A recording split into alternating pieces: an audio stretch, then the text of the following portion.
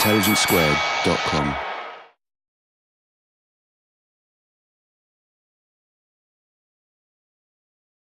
Right, now we're going to go to the final speeches, just 2 to 3 minutes. And while that's happening, the ushers are going to go round and you're going to have a chance to cast your ballot box, your ballot in the box. So make your mind up. Don't cast the ballot box. That's what happens when things get rowdy. But we're going to go in reverse order now from the one we started with. So I'm going to ask Kwasi Kwarteng. Don't need to go to the podium, Kwasi. You can do it from here. It saves time. Great. Please respond to anybody Sure. you like from the floor or from the panel in 2 to 3 minutes. Well, there are a lot of points raised. I felt that the central issue of the debate revolves around causality, which was raised by, I think, the first question. No one is saying that all the problems of these countries derived exclusively from the British imperial experience. No one has ever said that. But what we are saying is that there are certain structural features of British imperial rule that had direct consequences today, and for which people in the colonies continued to blame Britain. Now this leads to the second point. Someone talked about blame. You know, what is the point of blame? I'm not a linguistic philosopher, but blame, I think, is simply a measure of apportioning responsibility. So if someone kicks a glass of water and it ruins my fur coat or my coat, I can blame them, and by apportioning that responsibility. It doesn't mean that I have to beat them up or that I can't get on with the rest of my day. But I can accept that there is some responsibility for this bad thing happening, and I can blame them. That's all it means. It doesn't mean that you tear your hair out or you ask even for reparations. I don't think there is a case really for reparations. I mean, where does that end? We could be going to Rome to ask reparations for the Roman Empire. I mean, you've got to draw a line at some point. But blame is a strong word, but all it means is that it recognizes responsibility.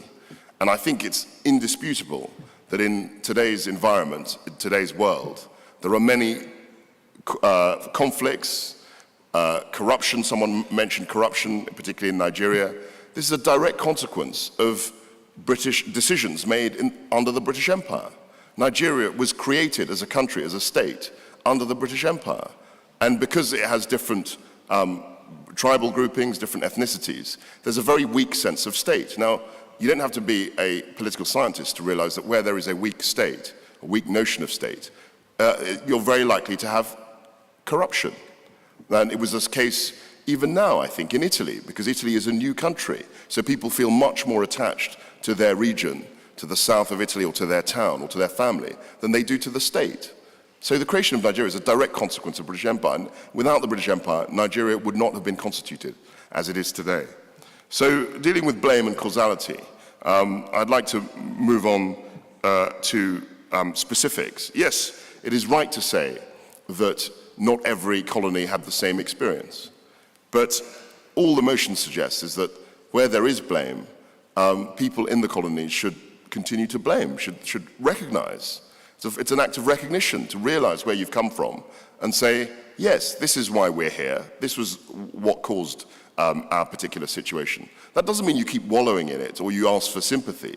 It's just a question of recognizing where you've come from, what the causes of particular phenomenon are, and then moving on. Thanks very much indeed, Kwasi. We're going to go straight next to Ramachandra for the motion, summing up. Thank you, and thank you for all your fascinating questions. I'll just make two concluding reflections. One is on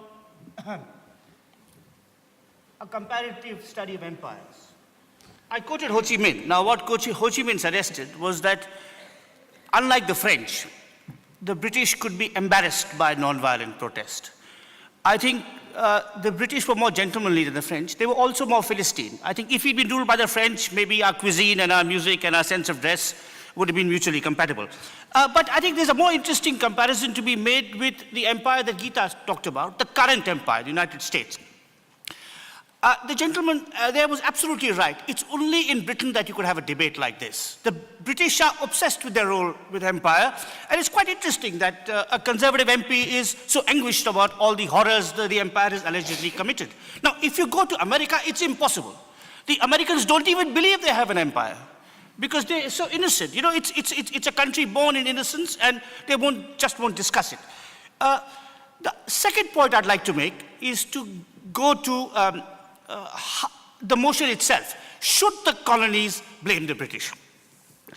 Now, there are two parts here.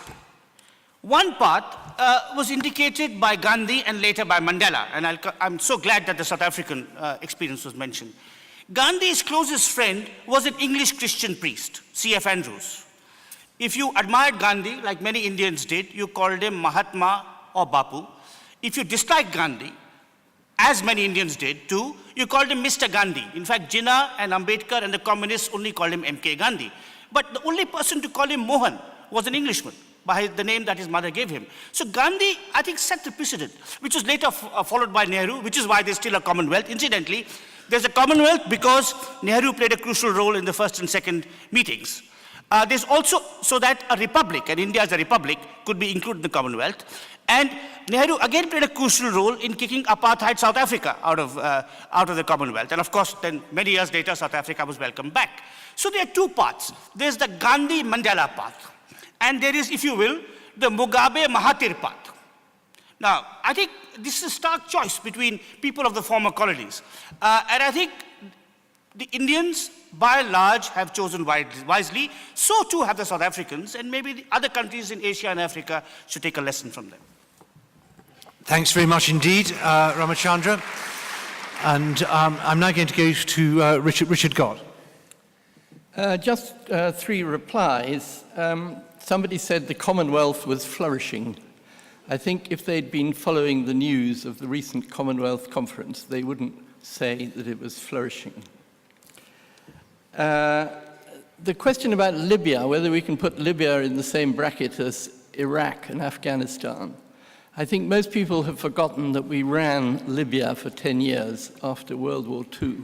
It's about the same time that we ran Iraq and Afghanistan in the 19th century.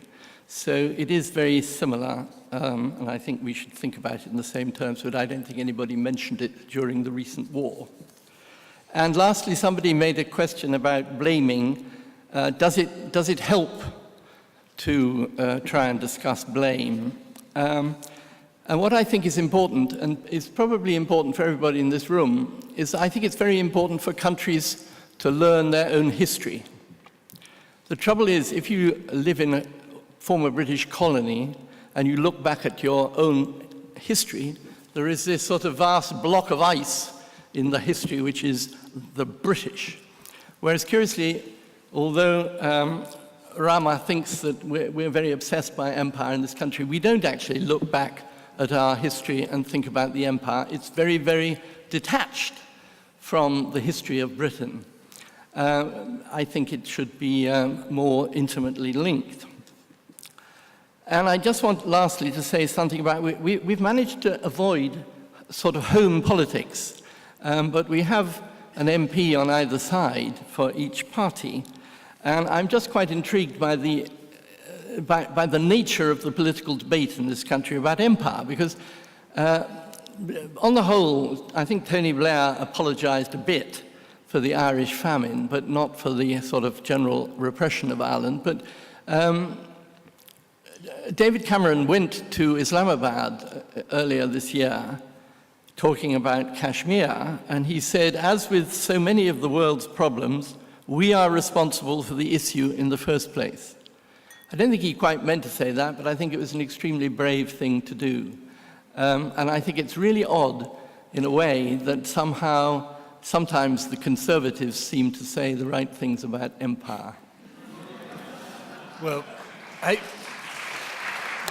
I think that may be a kind of historic moment, and you should just savor it. Geeta.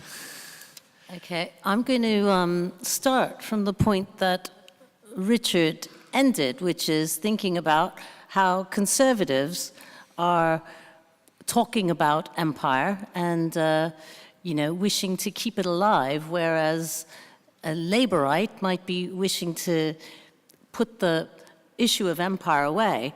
I think of Neil Ferguson, who was a former Philippe Bromont professor of imperial history at LSE. And I think about his book and his television series and why these were so popular. And to me, it smacks of trying to keep something alive that has kind of died a long time ago. And, even though he says, oh, yes, Britain did some wonderful things, everyone's past it. And part of the reason his book gained popularity is because it was trying to bring up a subject that a lot of people are interested in within Britain, but a lot of people have moved away from elsewhere.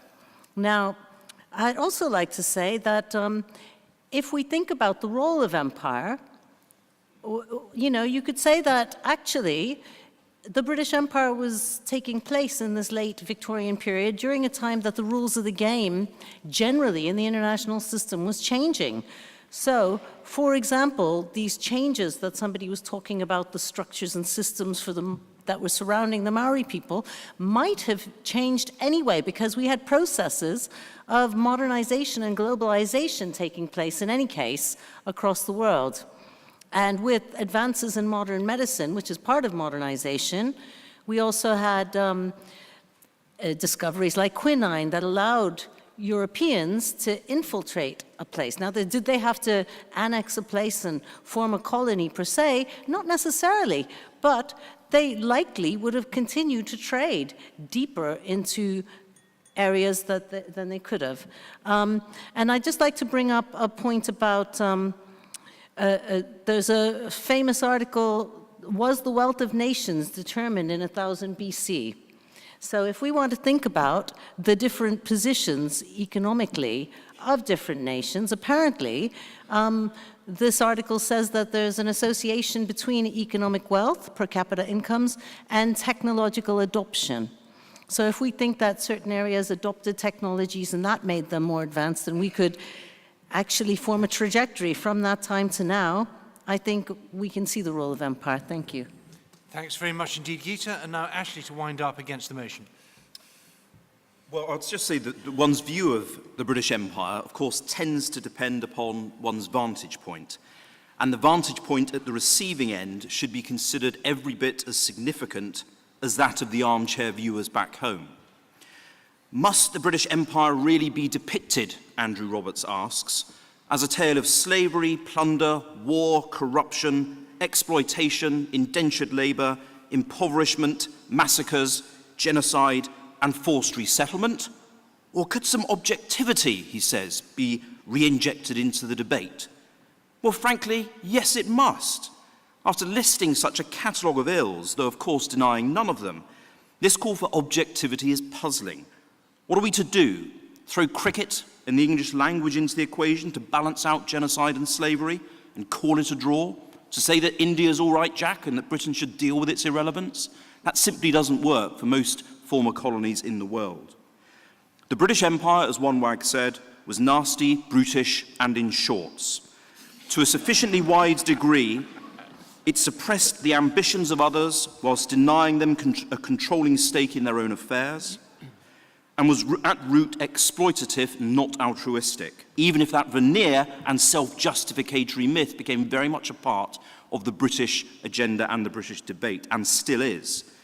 So too is the international system in which these former colonies now struggle for any measure of power, one of the most lasting legacies. And of course, the whole point about America, this is just a nonsense. America is the continuation of this form of empire. Settlerism and settler colonialism is what we're looking at, not just the British or the French or the Spanish empires.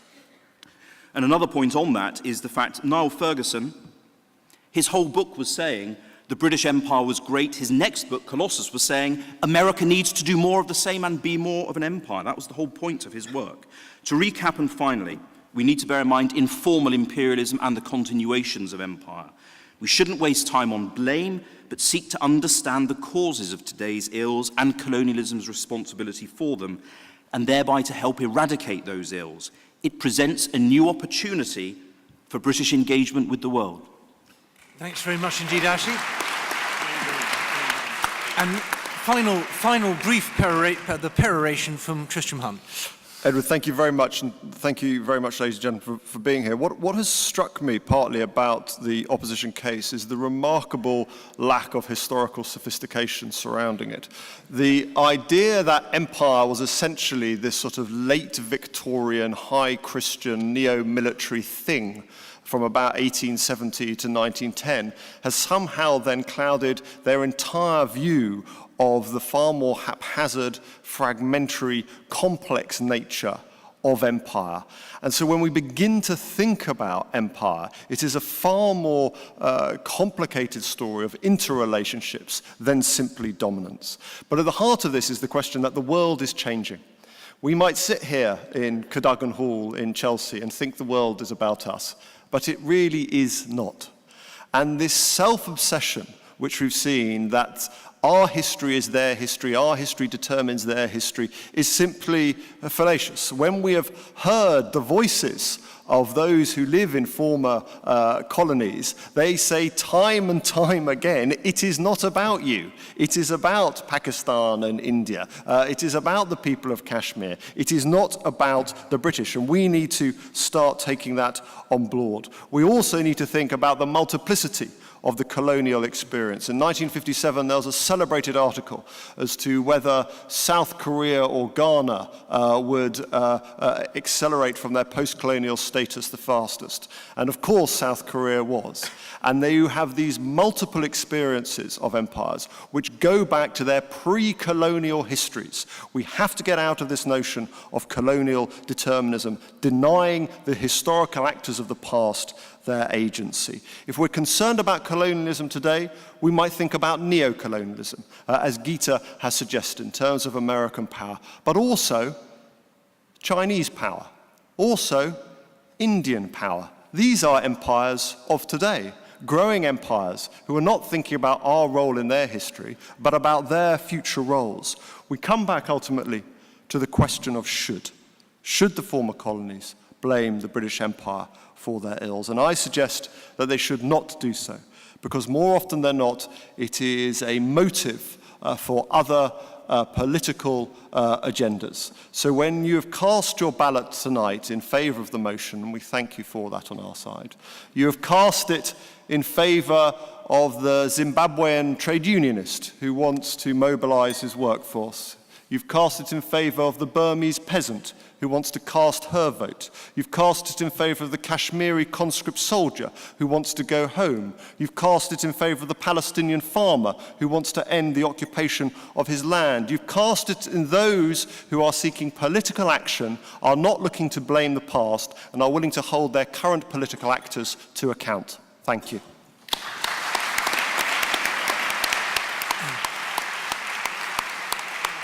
Well, thank you very much indeed, Tristan. And you'll recall that the initial vote was 191 for, 68 against, and don't know's 136. And there's been some very dramatic shifts. First of all, the don't know vote has collapsed down to 20. So I think that whatever else happened, the panel did a jolly good job in abolishing indecision. So that was very good. Secondly, the vote against the motion has almost doubled from 68 to 135. So those who opposed the motion did a good job in grabbing a chunk of the don't knows. But those supporting the motion have gone from 191 to 245. So I declare the motion very solidly carried. And please join me in thanking the speakers.